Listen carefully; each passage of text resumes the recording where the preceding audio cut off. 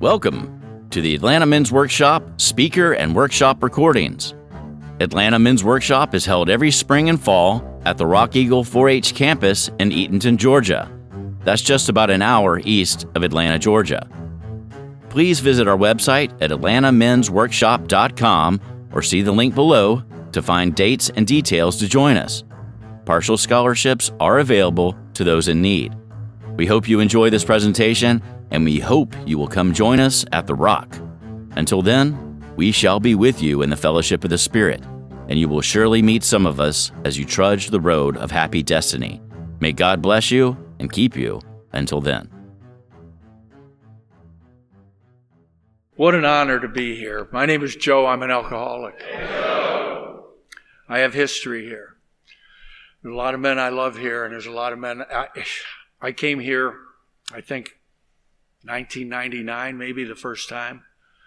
Somewhere right around there. It was one of the lowest points in my life, and I was loved to sanity by the men in this retreat. It was the first men's retreat I had ever attended. And I was brought here by a sponsee, and changed my life.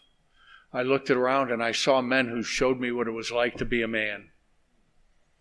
I was at that time probably 7 or 8 years sober, and I had burned my life to the ground sober, and I really needed to see, and this place saved me. So if you're new here, by the way, everybody's so scared. But did anybody tell anybody COVID's over? You can. Ron asked me to give an announcement. That back section back there is for STDs.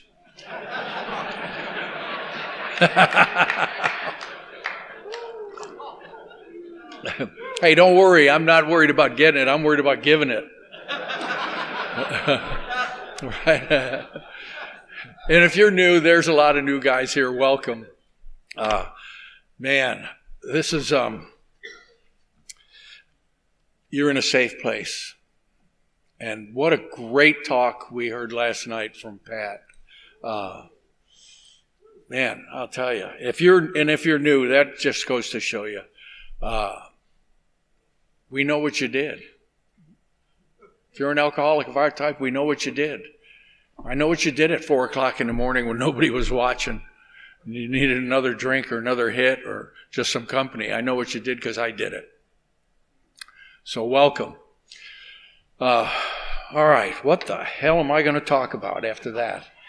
I can't wait to hear what I'm going to say. I'm going to try. My sobriety date is September 12th, 1990. My home group is Life's a Beach, meets in Flagler Beach on Sunday night. If you're ever in Florida on the East Coast, northeast coast of Florida, we'd love to have you. We've got a great group of guys. And my other men's meeting is the Usual Suspects meets on Thursday night. Man, you'd love that meeting.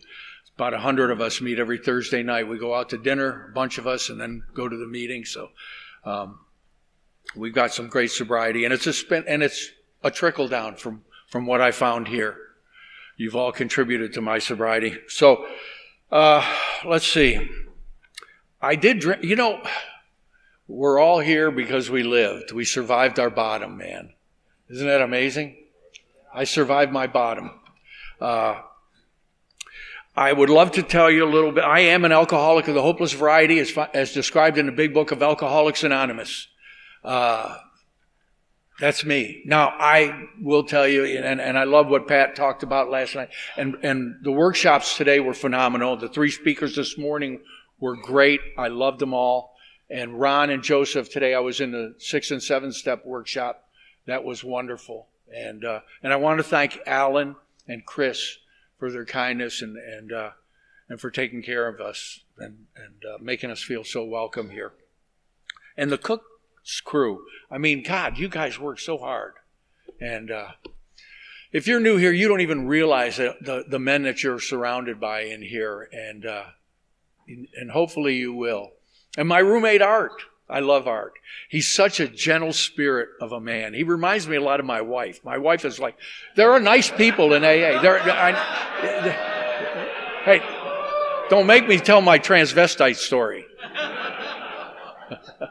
You know, if you have an open mind, there's a 50% chance, if you date a transvestite, there's a 50% chance you'll find something you like.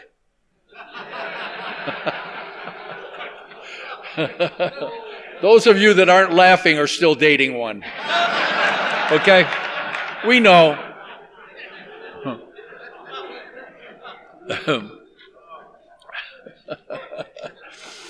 Anyway, God, I'm going to try. I've waited so long to get up here. I was wondering what, God.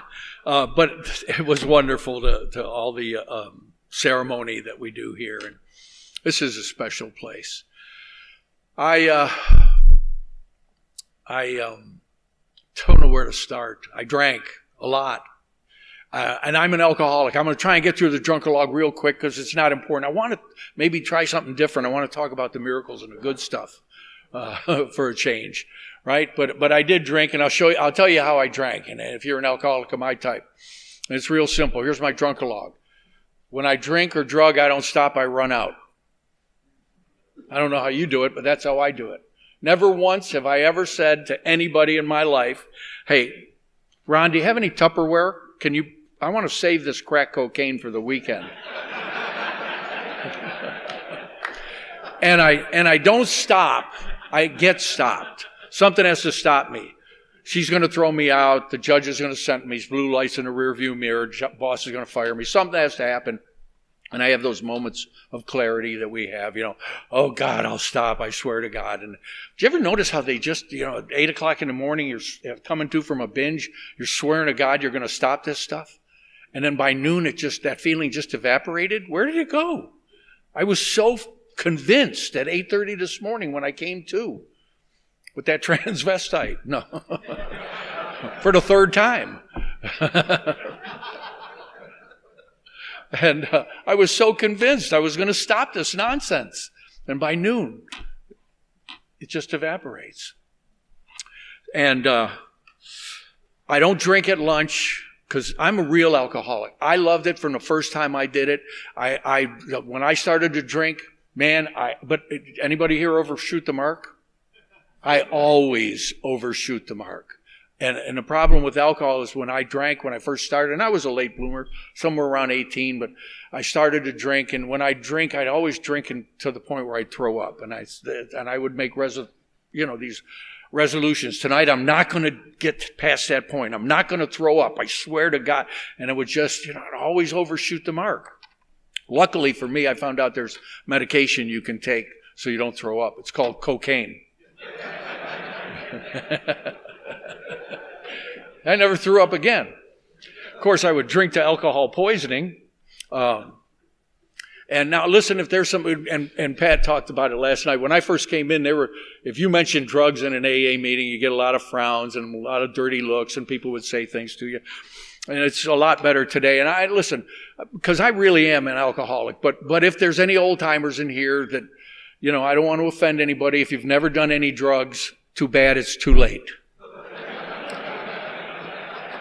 You had your shot.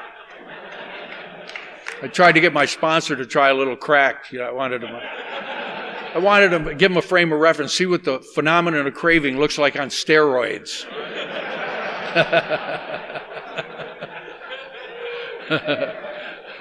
Right? And listen, I only tried crack once, but it was for 8 years.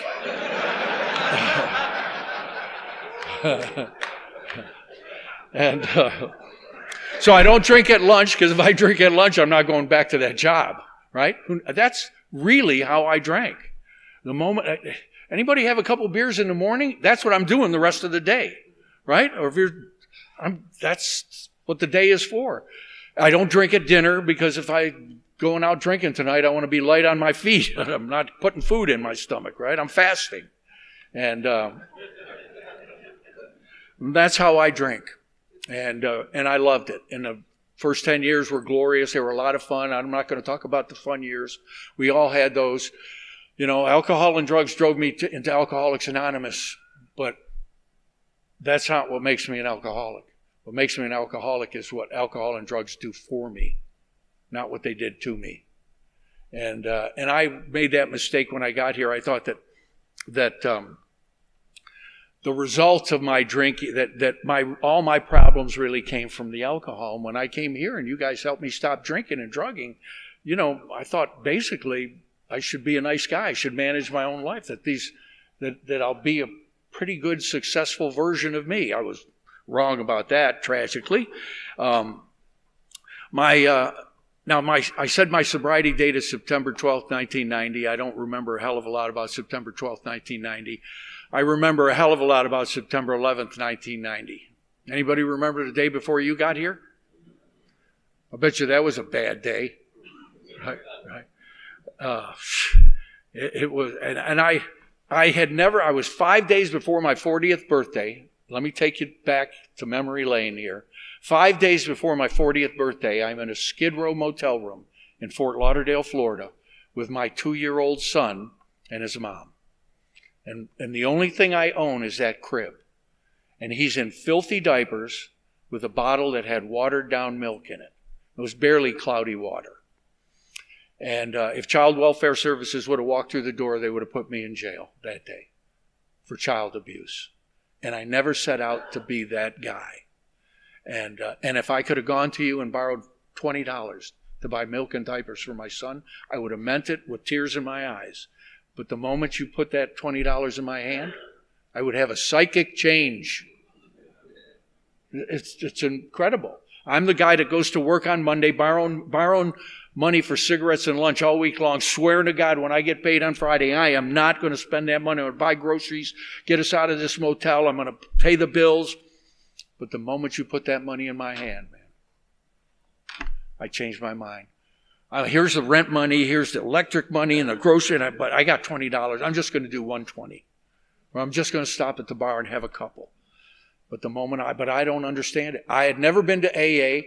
I'm in this motel. I had never been to a treatment center or detox. I didn't know anybody in AA. I had no idea what alcoholism looked like. I didn't have a clue. And I didn't have a clue what was wrong with me. All I knew is I liked the effect produced by alcohol and drugs. That was, for me, it was as radical an improvement of somebody who was so, I had a terminal sense of lack, somebody who felt so inadequate and unprepared and inferior to everybody I met. For me, a couple drinks, I loved the guy I was with a couple drinks in me. It was like Superman coming out of the phone booth, right? Damn, I got this S on my chest. A couple drinks in me, I'm having the time of my life. And it was a shortcut to being the guy I always wanted to be. So I'm in this motel room. And I didn't plan on being this kind of parent. I'm going to lose track a lot because it's getting late here. Luckily, I have Depends on, so I can go a long time. No, I'm kidding.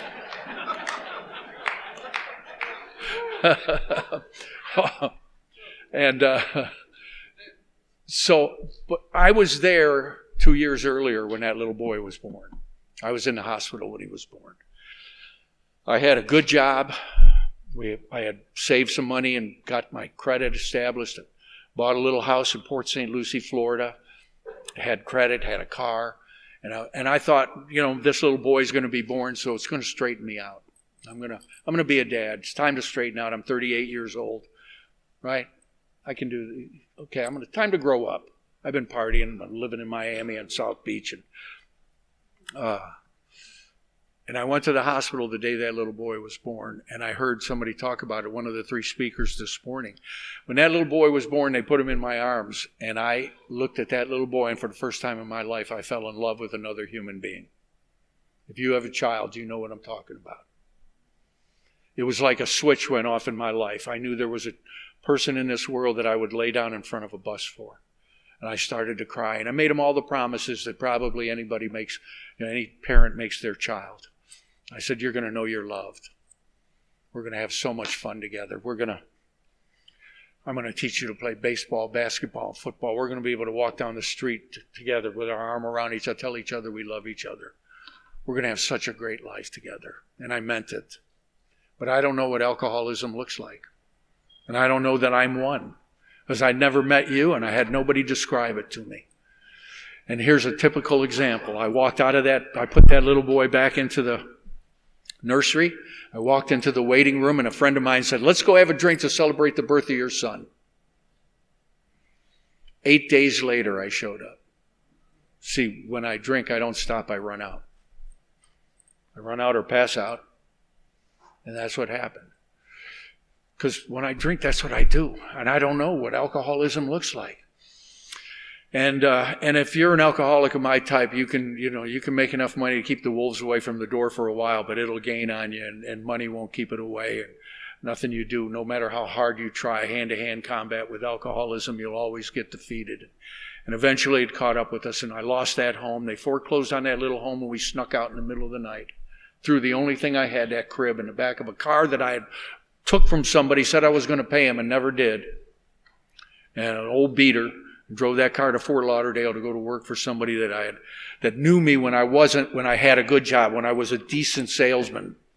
And he gave me a job, and I went there, and they gave me a job, and he gave me an advance, a startup bonus and an advance. And he put money in my hands. Now I'm calling in sick to a job I've never been to. True story. I mean, and I don't know what the hell's wrong with me. I can't figure it out. See, I project everything outward. It's all them. It's all you. It's, in the sex inventory where it says, did we arouse jealousy, suspicion, or bitterness? I remember when my wife divorced me, I'm telling my sponsor, I'm going, she's jealous, suspicious, and bitter, that bitch. I don't know that it's me that caused it. See, I can't see it. I don't know that I'm insane. And we're in that motel room, and it was so many nights that I would wake up, come to, you remember that, coming to after a binge. A lot of you do. And at this point in our drinking, there's no more fun, no more laughs in my drinking. I crack my eyelids open after a binge, and the first thought in my mind is, damn, I'm not dead. Some of you remember that, right? I wasn't suicidal, but I didn't want to wake up in my life anymore. God. It was Groundhog Day every day. One more, geez. And then the horror is on you. It's all gone. Money's gone, booze is gone, drugs are gone, she's gone. One more time, it's all gone. I did it again. God. And then I would stroll over to that crib with tears in my eyes and look at my little boy in filthy diapers with watered down milk, and I would make him those promises again. I'm going to get us out of this motel, I swear to God. I'm done. I'm going to get a job. I'm going to pay the bills. I'm going to be a dad. I'm done with this. And I'd mean it from the bottom of my heart. But I don't know what alcoholism is. I don't know that I'm going to drink again no matter what. We say that, I've heard it in meetings. We don't drink no matter what, or use no matter what. Well, that's crap. If you're an alcoholic of my type, I drink and use no matter what. I remember telling a guy I take meetings into a detox every week. It's one of my commitments. And the guy, we were talking, and he was, telling me, well, I can do whatever. I'm in control once, and I smoke a little crack socially.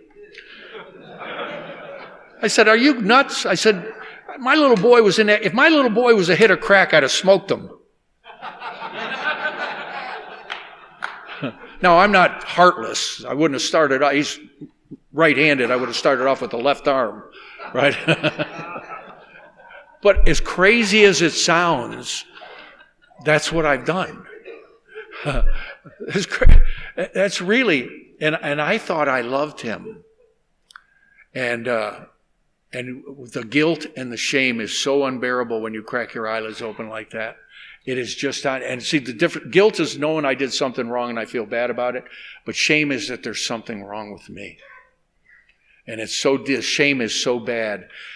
And your life is such a failed life, and I would stroll over there and I'd cry and look at my little boy and say, I'm going to get us out of here. And I don't know what would happen. But like I said before, by noon, that feeling would evaporate. That firm resolution not to do it again would just evaporate. And one more time, I would say, all right, I just need a little something to take the edge off today. What the hell? All the good jobs are taken. Tomorrow morning, I'll get up real early. And I would take a couple drinks. I'd go down, get a couple tall boys, or I'd call and get a 120. It's only going to be 120, man, And I'd be off to the races again, cracking my eyelids open, making that resolution, crying tears. I was looking at my little boy again.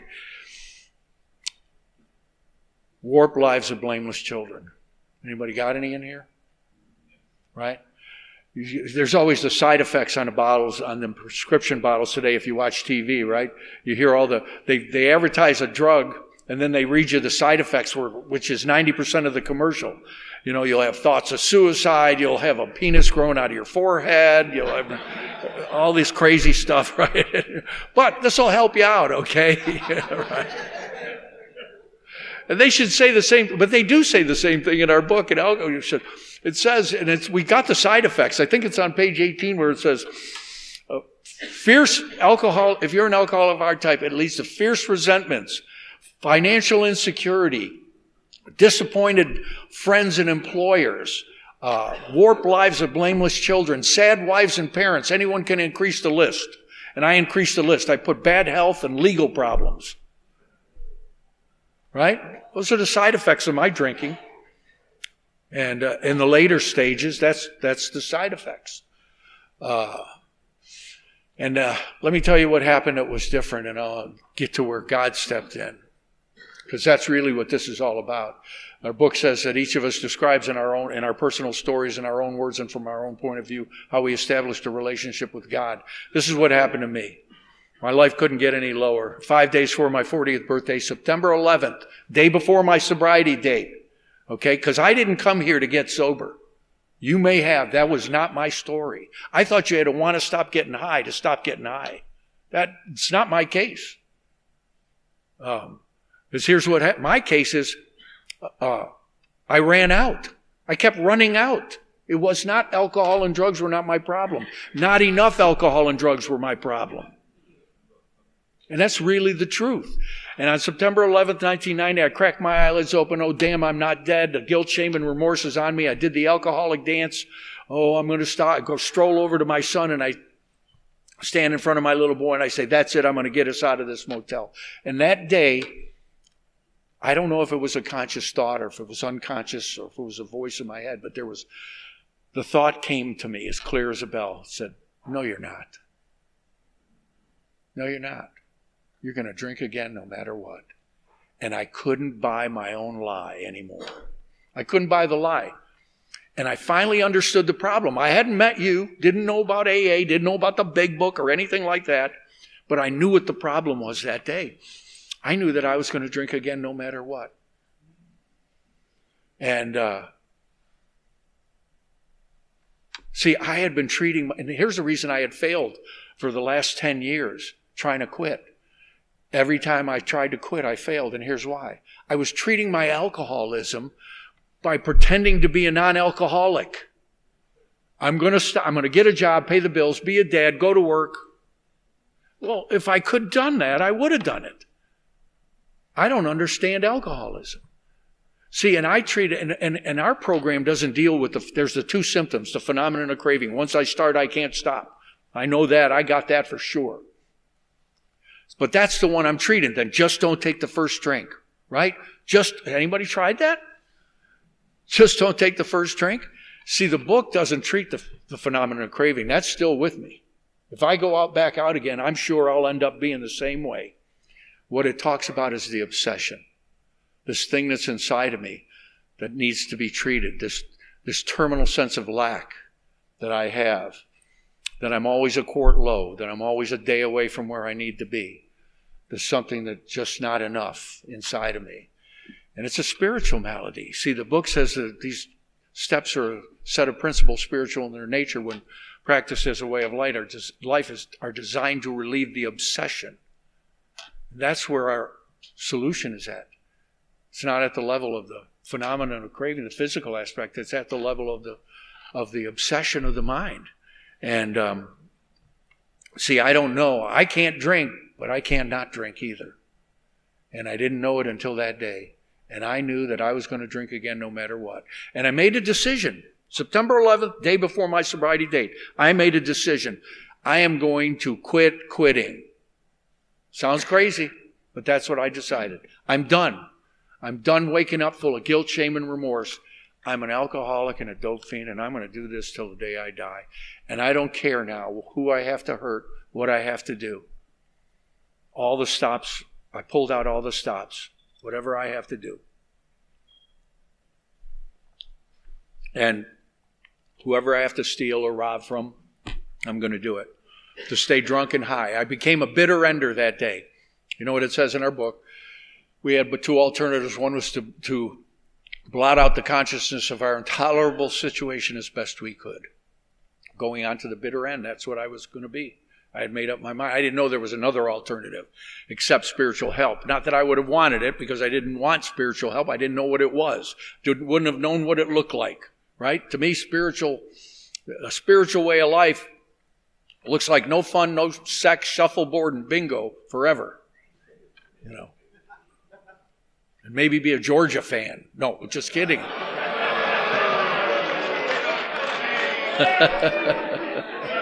I'm just kidding.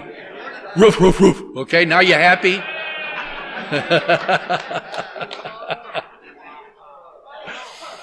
God, you're so sensitive.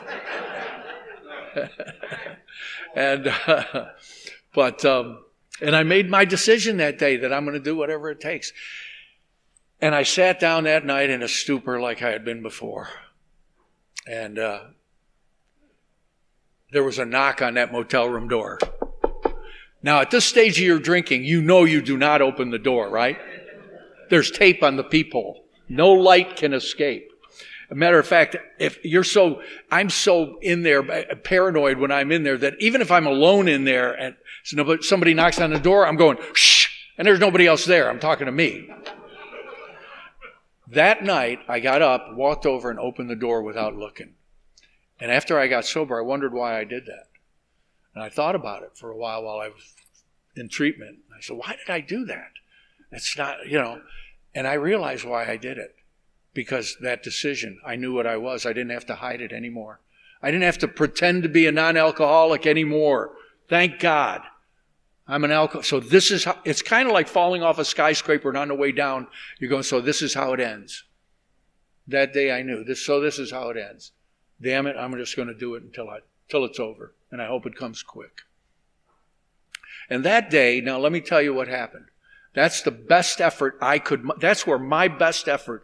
Matter of fact, my sponsor used to ask me, I posed a question to you guys. Haven't you tried your entire life to be as happy and successful as you could possibly be? When he asked me that question, I said, yeah. He goes, well, you suck at it. If you ended up in AA, you sucked at it. Right? I mean, we didn't come here on a winning streak. Nobody came here, well, I heard those people are really nice in AA. Can't wait to go there. This has been on my bucket list forever.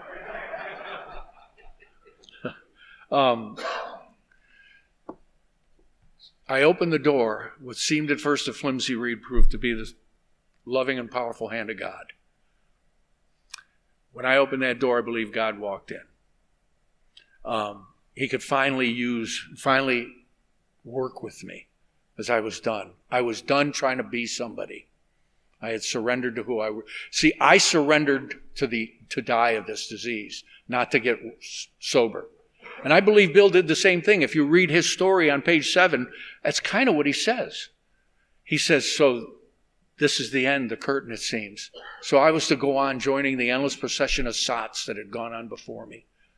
How dark it is before the dawn. Quicksand stretched around me in all directions. I had met my match. Alcohol was my master. Sounds like exactly what happened to me. It was my master, and that was it. He says, my wife was informed she would have to give me over to the undertaker of the asylum. I knew and welcomed the idea. I wanted the end to come. I was wishing for the end, the jumping off place. And now God looked kind of funny that night. He was short, fat, and bald. Looked a lot like my younger brother. And he came in and he did what we do in here. He didn't lecture me. He didn't look at me and say, look what you're doing to your son. Look what you're doing to yourself. He had been trying to find me, and I had been, you know how we are. We're kind of hiding out from everybody. But he had tracked me down. And he walked in that motel room, and I just sat there with that blank stare. And all he did, but I could see the horror of my life in his eyes. And all he did was put down his phone number. And he said, and I believe what he said was divinely inspired. Because, we come here, we're hanging by a thread. Well, he just tugged on the last moral fiber that was still hanging, that was still attached. And this is what he said. He said, if you want, I will watch your son while you get help. Now, I didn't want help, but I wanted him to take my son because I was going down. I didn't want my son to suffer anymore because this was going to get ugly. And he turned around and walked out. That's the day I made a decision to drink until I die, the day before my sobriety date. September 12, 1990, I got up and I made that phone call. And then, of course, I put my foot in my mouth because I says, I'll go get help just so they would take my son. Now, I didn't know about AA, didn't know anybody in AA, had no clue what this was. It was like way down on the radar. If you asked me what it was, I couldn't describe it. But I had heard of treatment. I said, I'll go to treatment, right? I figured I'll go. I heard it's 28 days. I'll get them out of my hair. I'll go to some treatment center as soon as they're not watching. I'll split, and I'm looking for the Betty Ford Center. I want the Olympic pool, the weight room, right? We're in Miami. I want a little sun. 28 days. I'll be out of here, right? Back on my feet again. And they don't take people like me. Finally, we found a place that was a treatment center. It was an old apartment building that was abandoned that the United Way had converted into a treatment center. It was in the hood. And I know because I used to buy dope around the corner. And they says, yeah, we got a bed for you. And I went there and they take me and they say, oh, by the way, this is a six-month program. I said, 6 months? I can't stay 6 months. I'm a dad. You see, now I'm a dad. Right? But I figured out, don't worry, I'll get out of here. The day I checked in there was September 17th, 1940, my 40th birthday. I thought it was the worst day of my life. Look where I'm at, 40 years old. Look what I've accomplished in my life. I just gave away my son. I'm in a treatment center for indigents and homeless people. But the ego is so resilient. That night I'm standing out there and I'm trying to pretend to be the cool guy in a treatment center for indigents. And we're standing outside that night, 7 o'clock, Friday night in Miami. And I remember like yesterday, we're smoking. We smoked. We were real men. We didn't vape.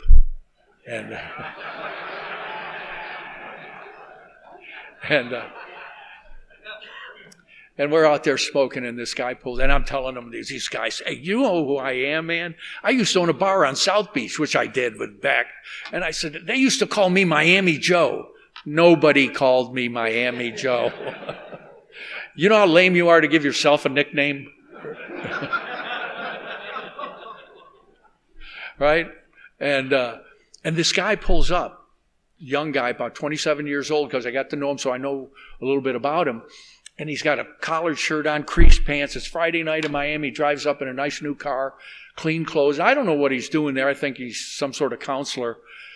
And I wonder what they pay this guy. But I could do this gig, right? And he was bringing an AA meeting in. Of course I didn't know. I don't recognize it.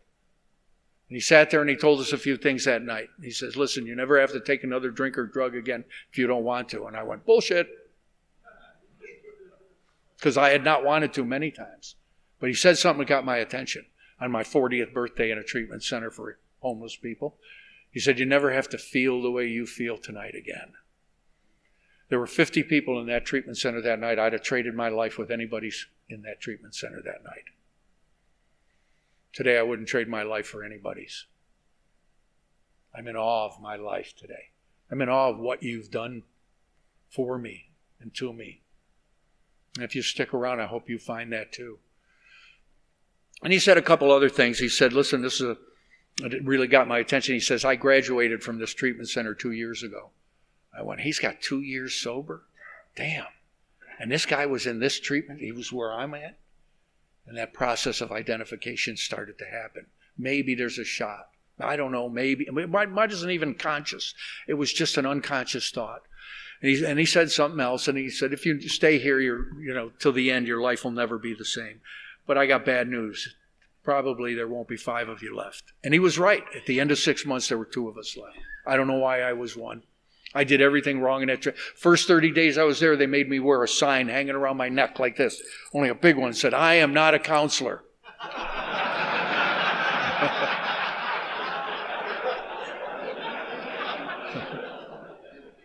right? And I did everything wrong you could do in that treatment center. And I had a Bill W. moment. You know what Bill W. And I hope you reflect on these Bill W. moments in your life. And I had a Bill W. moment. That's the moment when he was in the hotel lobby, in despair, broke, humiliated. Everything went down the drain. All his hopes and aspirations to get financially set on his feet went down the drain. 6 months sober, can't even pay his damn bill. And he hears the tinkling of the glasses in the bar, and he knows there's relief, right? Just like we think about how many times we've opted for the 8 minutes, because that's what it is, right? I'm just going to go get that 8-minute buzz, and I'm going to walk away from everything that's sane and valuable in my life. And he was right there. He was doing that exact same thing. And there was no AA, remember. He's going to go to the phone booth and call who?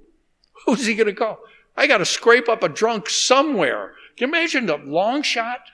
Our lives are hanging in the balance on this long shot. And the bar is calling him. And he says, fear gripped me. And he went to the phone booth. And he says, sanity returned. And that's after 3 months in this treatment center, they allowed you to go out and get a job, right? Now, for the first 3 months, they're paying your bills. They sent me to doctors. They fixed my teeth. Everything. They did all kinds of therapy and everything for you, and they feed you well. And then after 3 months, you're allowed to go out and get a job, and you're supposed to bring home half your salary and give it to the treatment center, right? And I'm waiting tables in a place, and I'm going, of course they don't mean tips. I'm already trying to scam the treatment center, right? They don't mean tips. I'm going to get them on a technicality, right? The tips aren't pay. I'll give them half my wages, right? But and I'm waiting tables, and you'll see this restaurant. Sometimes you'll see South Beach, and you see the old show Miami Vice. They used to have 2 girls in bikinis coming down when the show started. That place was a restaurant, and I waited tables in there right on the beach. I had to take 2 buses, and they would get you a bus pass. I had to take 2 buses over and wait on tables. And one day I'm waiting tables, and a guy that I used to drink in my bar, and my bar was pretty infamous. It was every drug dealer, stripper, Colombian hitman, everybody was in this place. It was a real wild place. And he used to drink in that bar and my bar, and he says, hey, and he sees me. He says, what are you doing here? And he was a big hotel manager on the beach. He says, listen, we're opening this brand new hotel down on South Beach. It's Art Deco was just coming in. And you'll see it, the Colony Hotel. You see it on whenever they picture South Beach. He says, and the bottom floor is going to be a French restaurant. I know you speak French. Now, I'm not saying that because I didn't study French. I ended up in the south of France because just like I ended up everywhere else, I left the place I was in shame and disgrace. I had nowhere else to go, and I figured, and the reason I went to the south of France is I was 24 years old, and I heard the women were topless. All right, I'm going to go to the south of France. Swear to God, that's how I make my decisions. And they were.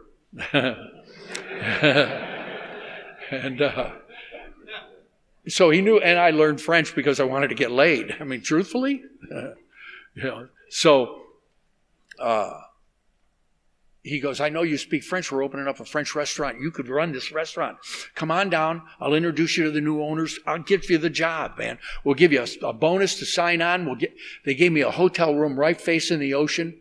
I got my own hotel room in this brand new, beautiful luxury hotel. And I'm living in a treatment center for homeless people in the hood. So I'm working every night and going back to the treatment center, and I'm getting later and later at night, and I'm having to take taxis, and I'm leaving the treatment center earlier and earlier in the morning because now I go to the beach, I'm running, I'm jogging, I'm working out, and I got my room there. I've got everything in the room. I'm back. I'm back on Miami Joe is back. And this is great. That was just a little flesh wound. And I'm leaving the treatment center one day, about 4.5 months into it, and the director calls me in. She says, can I speak to you for a minute? I've heard about the job you got, and I think it's wonderful. It's a great opportunity. We would never ask you to leave that job. But you're not here at all. You're not mentoring any of the newer clients that come in. So, we wouldn't ask you to leave your job, but we're going to have to ask you to leave the treatment center. Ooh. I went, what? And I wasn't there anyway, but, and I remember walking out the steps that day. And I'm going to tell you, if you've been around a while, you know that once you've come into this place and make a decision to try this thing, the universe kind of aligns itself to help you stay. There'll be these little things that happen. I call them Bill W. moments. That hotel lobby. How did he make the decision to go to the damn phone booth? And I got to work that day, that morning, and I resigned.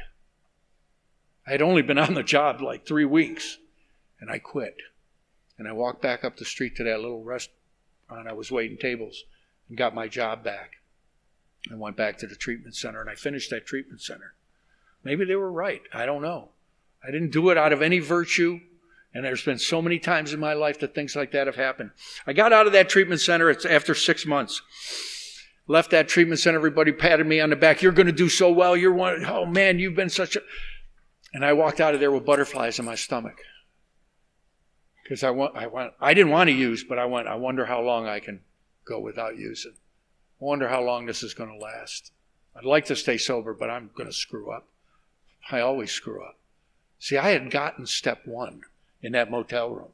I had a step 1 experience. I knew what the problem was. I knew what alcoholism looked like. That I'm going to drink no matter what. No matter who I have to step over to go get that next drink or drug, I'm going to do it. No matter what it costs me or anybody else. And I left that treatment center and I went where every good 40-year-old alcoholic goes. Mom, I'm home. Now, I couldn't go back to my girlfriend and my son because she was adamant, she's using and I'm not quitting and this recovery is not for me. But my parents had set her up in a little apartment close by. They lived in Leesburg. That's where I met Tennessee and the Leesburg boys and Billy and all those guys. And I ended up there after 6 months sober. It was March 21st, 1991. I was at my mom's place. And she lived in an adult retirement community, manufactured homes. It's kind of like a halfway between a trailer and a house. I called it Mom's halfway house. And I was sitting out on that front stoop smoking the night I got out of that treatment. No plans of AA, no plans of treatment. This treatment center was not a proponent of Alcoholics Anonymous. And I'm sitting there, and here's another, the hand of God, the kindness of strangers. How many of us are here because of the kindness of strangers? We heard the story over and over and over again this weekend.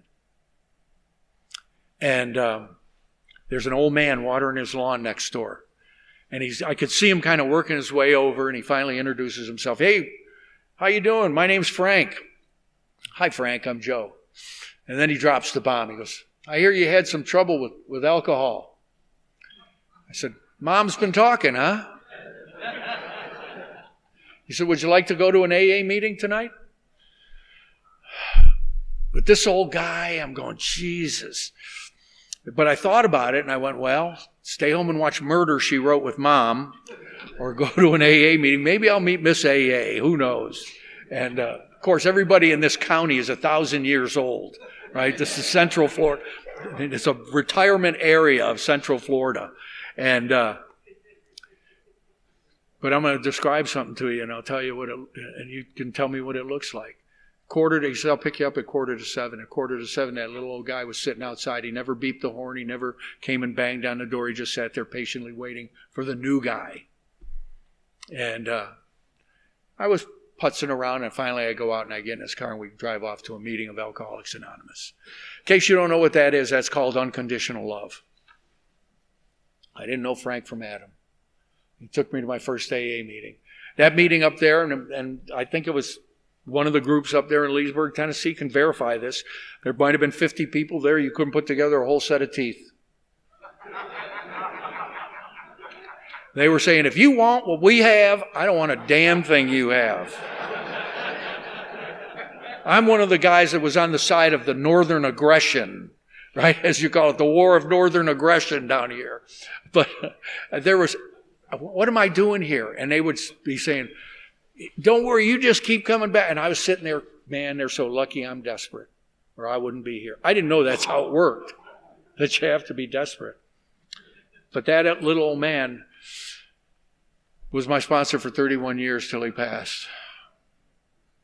He showed me what alcohol. He wasn't a big book thumper. I mean, we went through the steps, but he wasn't one of those big book and step technicians. He was a big book liver. He was a 12-step champion of Lake County. Everybody loved Frank. Everybody knew Frank. There wasn't a meeting you went to where they didn't say, well, Frank always says. And he was that guy. And I happened to move next door to him. And he started taking me to meetings and taught me the program of AA in his car. He said, for you smart guys, let me tell you what step 1 and step 2 are, just so you know. He goes, step 1, you're screwed. What? Yeah, you're screwed. This is fatal and progressive. If you're not 100% sure you'll drink again, you'll drink again.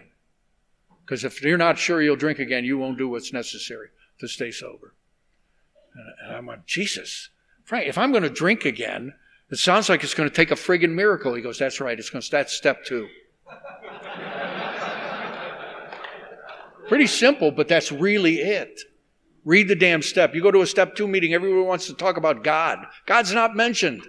Frank said step 1 and step 2 do not prove the existence of God. They prove the need for God.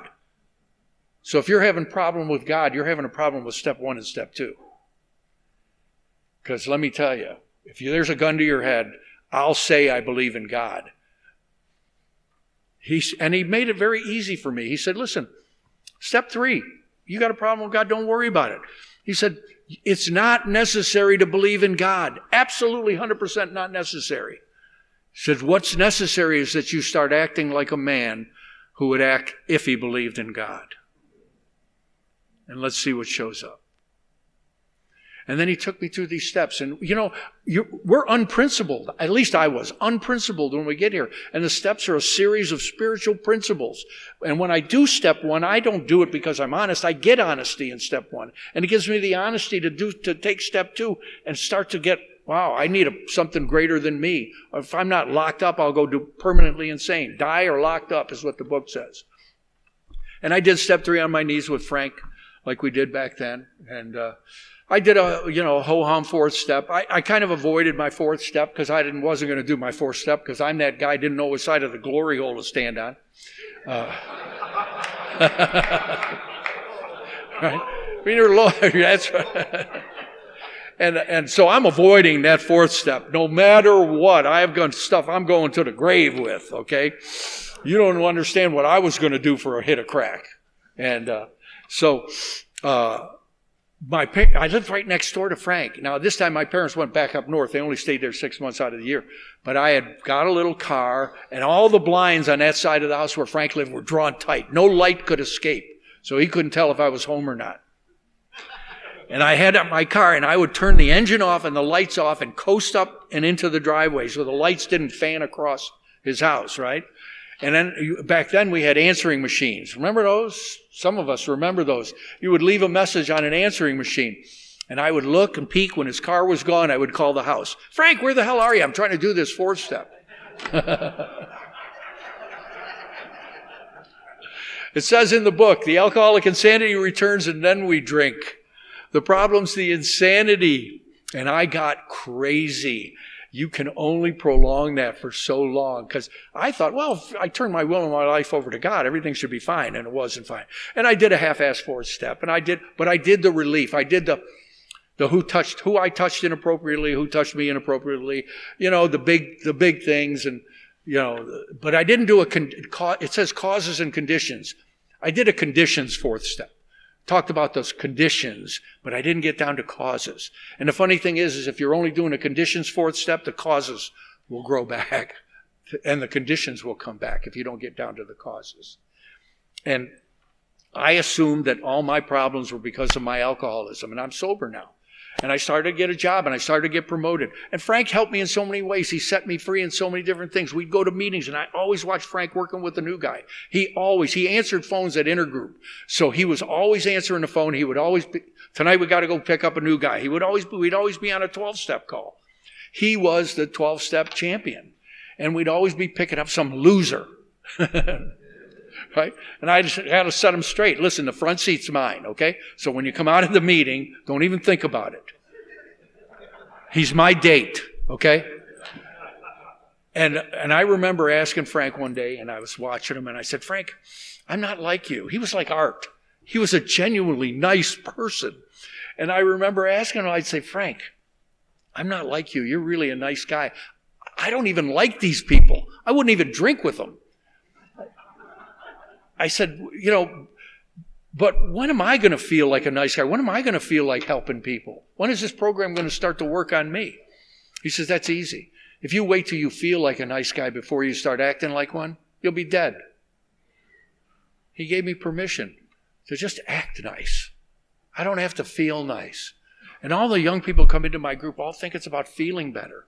And I hope, and we will feel better eventually. But we've all been everything's been based on our feelings. The most important thing in my life is how I think and feel, right? And my feelings have been dragging my ass around my entire life. And he helped me with that. We did 6 and 7. They were a flyover step. Didn't pay much attention to that. Said the prayer. Hope the character defects go away. And I started to get better. When you stop committing felonies on a daily basis and you show up for work, life gets better. And it started to get better. I started to get promoted at work, and I started to get better jobs and more opportunities. And eventually I got offered a big job down in South Florida, back where I used to indulge. But I met a woman in AA, incredible, finding a woman. Frank had a way of getting me to do anything. He would say, we're going to Ocala tonight to a meeting. I know there's some guys from Ocala, and we were in Lady Lake. I go, damn, Ocala's an hour away. I got to ride an hour to a meeting with this old guy in a car, hour back, sit at a meeting with a bunch of ancient people in Ocala, and he had a way of getting you to go, motivating you. He said, you're going to love this meeting. There's a bunch of ex-strippers there. All right, let's go to Ocala. But he didn't tell me they were all 80 years old. Hey, I've been with worse. Okay? And, right? Hey, Grandma, what are you doing after the meeting? Want to go to Denny's?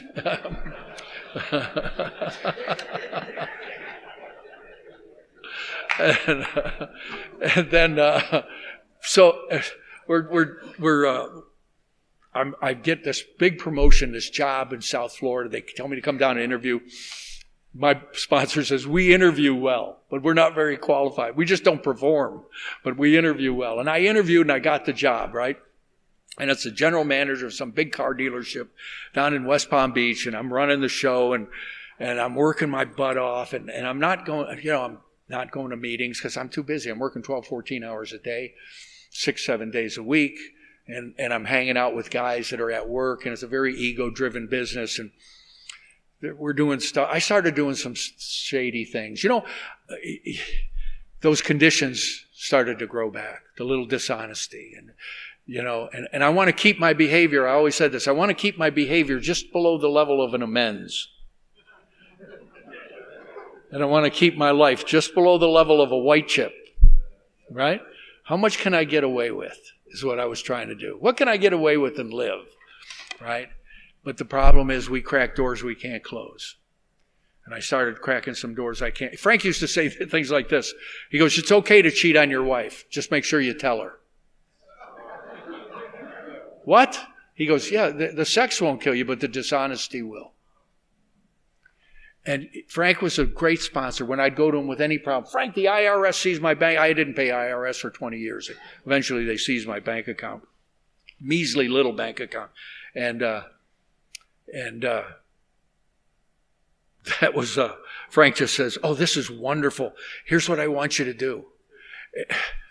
This was his favorite line. I want you to pray about it and let me know how God works it out. But see what he was doing? He was always sending me to the source. Always send me to the source. I didn't have a choice. I had to rely on the source. I had to come to find that source. And, I was working at this car dealership, and there was a guy, and this is a true story, and I'm selling Mazdas. My first job out of treatment, living with Mom. I'm selling these little Mazdas, and this guy was a guy, Tony was his name, and I used to party with him down in South Florida. Well, he's my manager. He's my boss. Everybody knew I was fresh out of treatment, and I'm going to AA at noon meetings, and Tony knew I was in AA, but he had a jet ski and a little convertible, and he would go to the beach, and he was single, and, things started to look good. And one day he says, come on, we're going to Orlando. It's 50 miles away. We're going to go to Orlando tonight. And listen to the music, and I knew we were going to some clubs that you shouldn't be in, right? But I don't think this is information Frank needs to know. And we're in a strip club, and Tony's snorting, drinking. You can only drink so many club sodas. And I started, and fear gripped me. This is another one of those Bill W. moments. Fear gripped me. And I said, Tony, you got to take me back. You got to take me home. He said, are you out of your mind? Now, he's my boss. I run a business today. And I have a saying, if you have a problem with the boss, you're the problem. But Tony, you got to take me home. You don't understand. I got to get out of here now. And he wouldn't do it. And we got into a big argument. And I ended up taking a taxi 50 miles to get back home. And then I show up for work that next day, and I'm embarrassed, and I know Tony's embarrassed. And he calls me to the office. Joe Krogan, come to the office. Oh, shit. I go and he says, have a seat. I know you go to those AA meetings. I said, yes, I do, Tony. He said, tell me the truth. Do you talk about me there? Now, I didn't then, I do now. And I left that office. I'm going, oh, God, I need this job. I got these felonies. I got these warrants. I've lost my kid. I can't pay child support. I haven't paid the IRS. Call Frank. Frank, I want you to, oh, wonderful. I want you to pray about it and let me know how God works it out. Damn, if I wasn't so desperate, I wouldn't have done it. This is what happened. I go home and I prayed about it. Reluctantly. The funny thing about prayer, it doesn't matter. And the next day I show up for work, no Tony. 2 hours later, I see his little convertible get towed in, and it's riddled with bullet holes on the side. He was shot 6 times that night trying to buy some crack cocaine. Now, it's a merciful God. He wasn't hurt bad. It was a small caliber gun. But I never saw Tony again. So, and I found out what happened to him. I run back to my office. I called Frank. Frank, you won't believe it. God shot the guy 6 times. So, that's how I learned to pray. But there's some magic in here. Anyway, I met this woman in AA. We end up getting married. She has 2 kids. I got custody of my son because my girlfriend got arrested. And after 1 year, I've got full custody of my son, and I'm a single dad. And we go down to South Florida and take this job. And everybody warned me, don't do it. They warned her, don't marry this guy, and don't do it. And I'm doing some things I shouldn't be doing. I'm going someplace I shouldn't be going, and I'm lying, and I'm dishonest, and I'm hiding money because she's becoming jealous, bitter, and suspicious. Imagine that. And I'm hiding money. And it's funny, they know when you're not all in. We think we're fooling them, but they know. I was going home at night, so tired, and putting a cardboard cutout of a husband up and putting a cardboard cutout of a dad up, but I'm too tired to be any of those things. And I think I'm selling them something. And after 1 year of marriage, most beautiful woman, most wonderful woman I'd ever met in my life, said, I want a divorce if this is what being married to you is, and threw me out. Now, if you get thrown out of the house, you know whose house it is. It's not yours. And I ended up dragging my little boy, and she said something to me on the way out the door. She said, can't you see all your relationships end the same? And I couldn't hear that when she said it. And I was so angry and so bitter. Let me tell you what happened. Once again, God stepped in. I can't eat, I can't sleep, but it's affecting me so bad that within 3 weeks they fired me from the best job I ever had. So now I'm divorced, and I'm fired, and you're never prepared, and I'm broke. And I can't go back to AA. She got custody of AA, right? So, because they all know she's so sweet, it can't be her.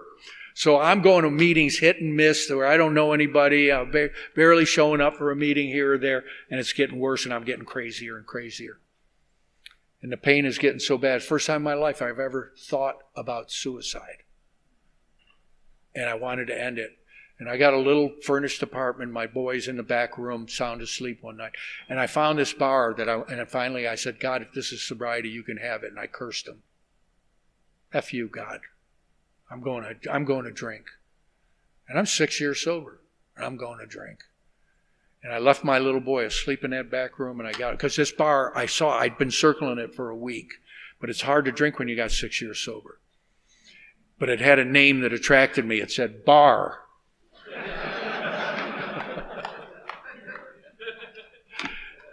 And I drove across town to that bar, and I sat in front of it, and I got butterflies in my stomach because I'm going to drink, and I don't care. And I probably won't even make it home to see my son or when he wakes up, because that's what happened. I know my lifestyle's about to change. And crazy as it sounds, it's dark out. I'm sitting in the car, butterflies in my stomach in front of this bar, and I look down the side street, and there's a broken down van with its hood up. I assume it was broken down. And I could see the front license plate underneath the streetlight. And it said, "Have you prayed today?" And like an idiot, I said the serenity prayer.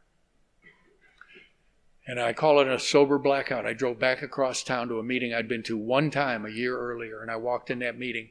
There were 150 people in this meeting in a church, and the guy was at the podium just like I am, and he says, "Tonight's anniversary night. We're celebrating anniversaries. Anybody here having an anniversary? Anybody else having an anniversary in September?" I went, "Damn," and I raised my hand. This is my 6-year anniversary. And everybody clapped like they do. And I was in front of a bar 20 minutes earlier, going to drink. And he says, "Here's what we do. We have about 5 or 6 celebrants. They all come up and share for about 5 minutes how they stayed sober. Since we have a visitor, why don't you start us off?" Oh, yeah, real funny. And I came up, and I got up to the podium, and I turned around, and I couldn't talk. I looked out, and I saw your faces. And I couldn't speak. And it seemed like forever, and after a few minutes, I started to cry. Then I started to sob. And I stood there sobbing, couldn't even get words out of my mouth. Finally, the words came out, "I'm lost, I need help. I don't know how to do this thing." Once again, the kindness of strangers. 2 guys came up and took me off the stage and took me back into the kitchen. And they sat with me till 11:30 that night because they knew I was in a dangerous spot. Now, I know why they rushed me off the stage. The treatment center had brought the van, and all the new people were in the front row, right? And I could just hear the guy going, "That's not how it is at 6 years sober, okay?" He's just humble.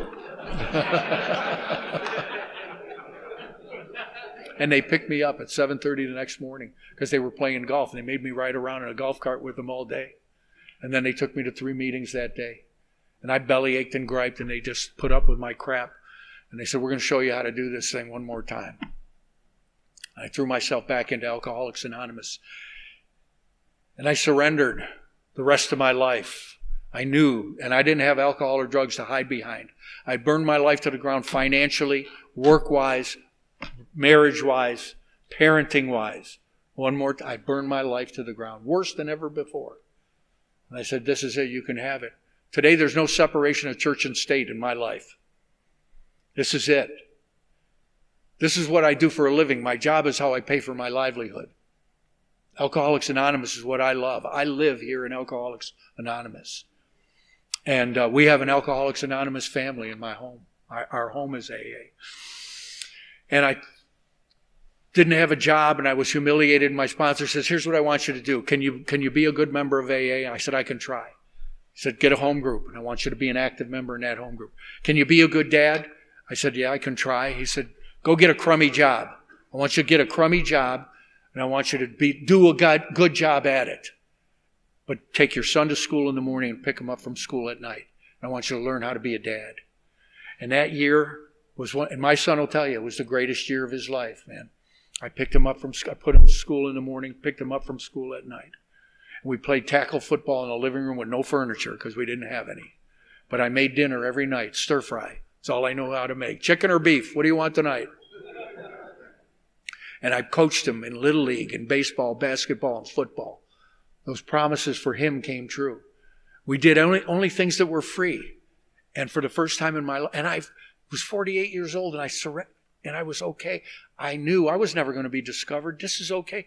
And if this is as good as it gets, could I be okay? And for the first time in my life, I was okay. And I took that crummy job, and a funny thing happened. But during going through the steps again, my sponsor told me, "I want you to take this job and treat it like it's part of your program, and I want you to do it as an act of service. And go in there and treat it and do it for fun and for free, and don't worry about the money. And rely on God for your source." I didn't want to do it, but I was desperate. I have to do everything at gunpoint, by the way. And I took that job. And the funny thing is, when I started to treat that job as an act of service, I fell in love with my job. And that crummy job has become my livelihood. And I have never, ever had to work another day in my life. As a matter of fact, it turned into 4 different businesses that I've started and sold 4 different times. I'm on the 5th one right now. I'm not actively working. My kids run it and my partners run it. And I'm not a businessman. This stuff didn't happen by me. It happened through me, right? And I hire all the guys that 90% of the people who work for me are men in AA, Alcoholics Anonymous, that have come out of sober living houses. The only qualification I have is you have to have a year. I'm known in Florida. I've had to go before, because you can't do what we do without getting licensed by the Department of Health, and you can't have felonies unless you go before the board and plead the case. I'm known in the state of Florida with the Department of Health as the guy who hires felons. That's what I'm known as in Florida. And the funny thing is, about a year later, I didn't throw myself into a relationship to get over a relationship. And my wife and I ran into her at an AA conference about a year and a half later. And she had thrown herself into her program too. And we had both had spiritual awakenings, second surrenders. And we started to date. And we did what the book says. It says we treat sex as we would any other problem. What's your other problem? How about crack? How about alcohol? You treat it the same way. I have to rely on this power. So we started dating and we started praying together. The 11th step says we invite our spouse. I know you didn't read this, but it's in the book. We invite our spouse into our morning meditation. And I knew we were going to have God's help. We started praying together every day. We take our own private, quiet time, and then before we end, we'd come together and pray for our marriage. You won't believe it, but when I pray every day to be a good husband, I don't have to worry about picking up hookers or watching porn. There's a much better chance that I fall into being a good husband when I ask to be one, when I create the intention, when I start my day. And then God saw fit to give the worst parent in the world another opportunity. At 49 years old, I had twin boys. Those boys don't drink. They run my business. They're the greatest gift in our life. One just graduated from the U. And with honors, top of his class. The other one is a lot like me. But he runs the business and people love him and he's found his niche. And I told him he was struggling in school. I said, you don't need school. What you need to do is find something you love and do it well. And I don't care what it is. Just do it well and be happy. Today, I go home, my wife has all her sponsees on Thursday night when I come home from my meeting. She'll have all her women there over there, about 10 or 12 women, and I walk in and harass them all. And I say, hey, you know what the problem with women in AA is? They have women sponsors. No. She just rolls her eyes, and I said, what are y'all doing? Making gratitude lists and God boxes? Talking about issues and boundaries, right? So today, real quick, I'm going to tell one quick story, and I'm going to end with this because this signifies what happens in here to me and with the kindness of strangers. There was a woman who lived in the Himalayan mountains, and she was a sage woman. This is a story, a Sufi story, and she would live kind of like a solitary life, and every day she would bake some bread and go sit by the stream and meditate. And she was considered a holy woman. And one day the spring thaw came in and washed down these rocks in front of her. And there was a precious stone that had washed down the stream in front of her. And she knew what it was. And she picked it up out of the river. And she just put it in her basket and thought nothing of it and continued to do what she'd always done. And that day a pilgrim came down from out of he was dirty and tired and hungry, and he came down the mountain and he hadn't eaten and he'd smelled the bread, and he said, could I have something to eat? And she opened her basket and gave him some bread. Now he saw the stone and he asked her, he says, could I have that stone? And without hesitation she gave him the stone. And he took the stone and he went down the mountain to the village. And the next day she did what she always did. She baked some bread and came back up, sat by the stream and just sat there doing her prayer and meditation. And up from the village came this man again, and he had the stone in his hand. And he said, I want you to have this stone back. He said, because I found out what it is I really want. What I really want is what's inside of you that allowed you to give me this stone. That's what you guys have done for me. Thanks, guys.